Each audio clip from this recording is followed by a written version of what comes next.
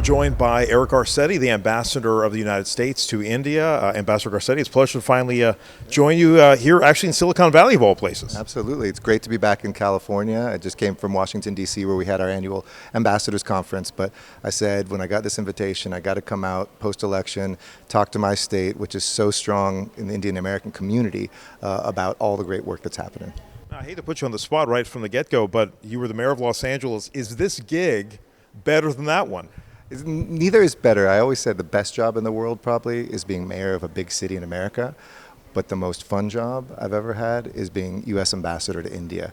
It's this exciting, never the same day after day after day in this incredible intersection of the two most powerful democracies who are really getting not only to know each other, but I think are the difference makers in the balance of power in the world, in the balance of democracy in the world, in the balance of our economy.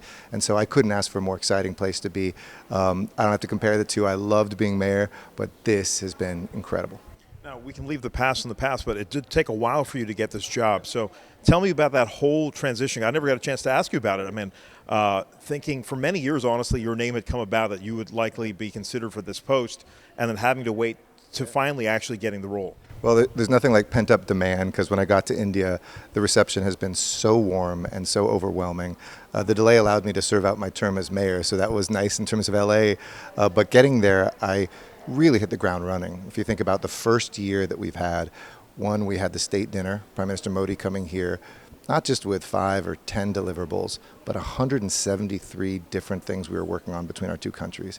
2 months after that, the president comes to India for the G20, and we've had almost every member of the cabinet. We've had multiple visits of the Secretary of Treasury 4 times, our intelligence agencies, our regulatory agencies. There's this awakening that's happening, I think, in America about India, and policymakers, business people, and others are all saying, explain India to me. I need to know it. And so for me, that timing of being able to be the ambassador right now, as we see this relationship at historic highs and more Americans interested in India than ever, couldn't be a more beautiful gift. So I'm old enough to know that this U.S.-India relationship wasn't this chummy.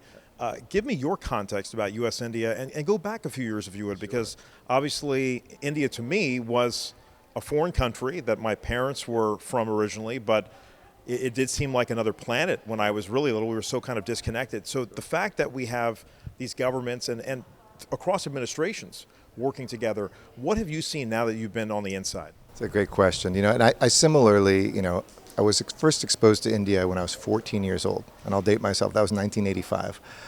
Went back a few years later when my college roommate, who was randomly assigned to me, his father, Bill Clark, became the U.S. ambassador to India.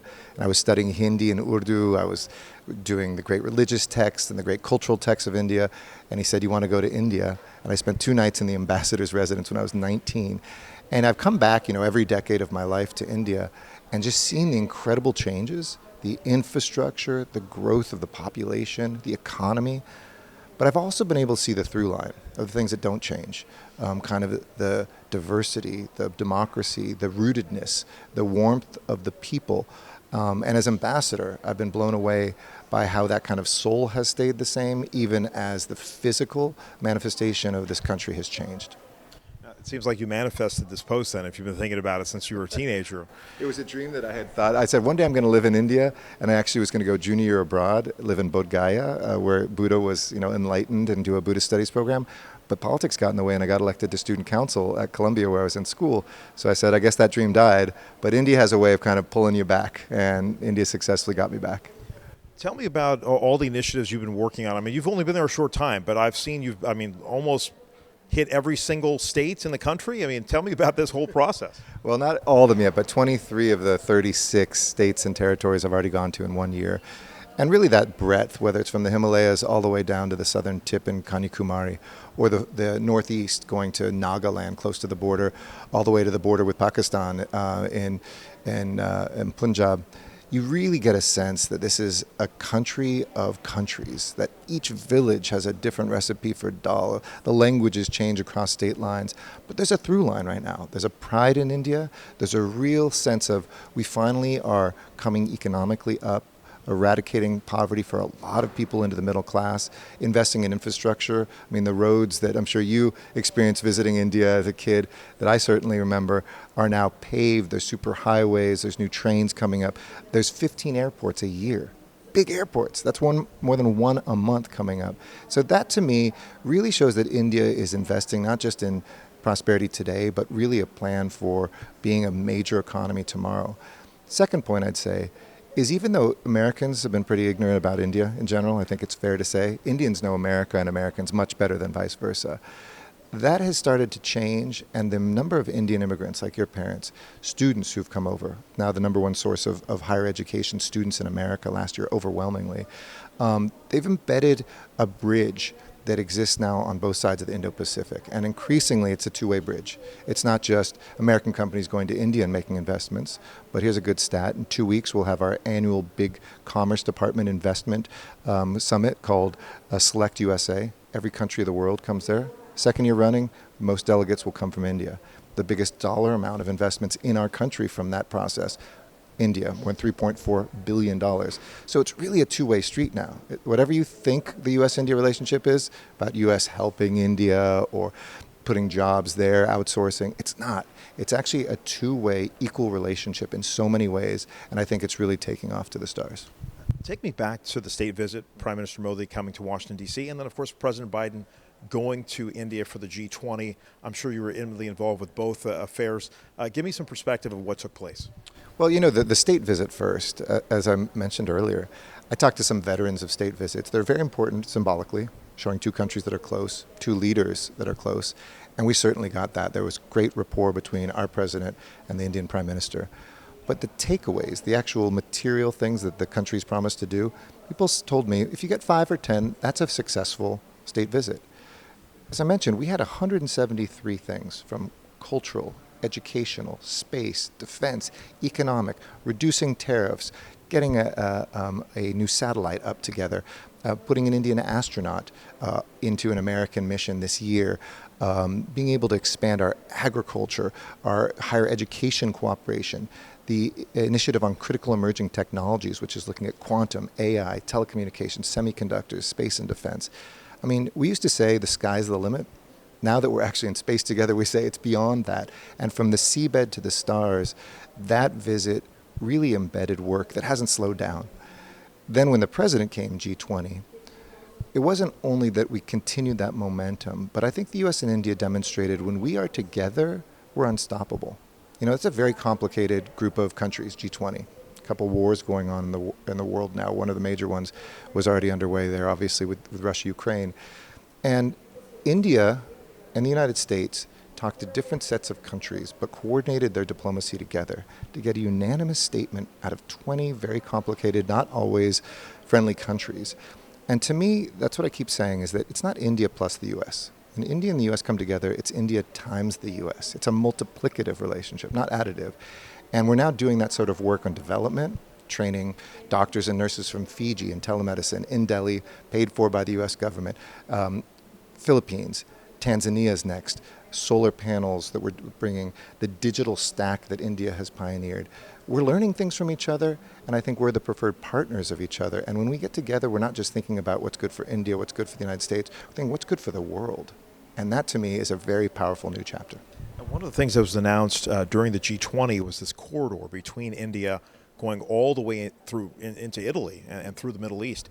I know the United States had a heavy involvement in potentially providing investment capital for that. And obviously the Israel-Hamas situation has derailed things, at least for the moment. Where does that project stand? Because it was obviously a huge bit of news during the G20. Yeah, it's called the IMEC. It's called IMEC, the India-Middle East corridor. It really does extend from Europe to India and potentially beyond, because now that India and Bangladesh have a port where they can take containers from one side to the other and then into Southeast Asia. Interestingly enough, even with conflict in the Middle East, nothing in the planning has slowed down.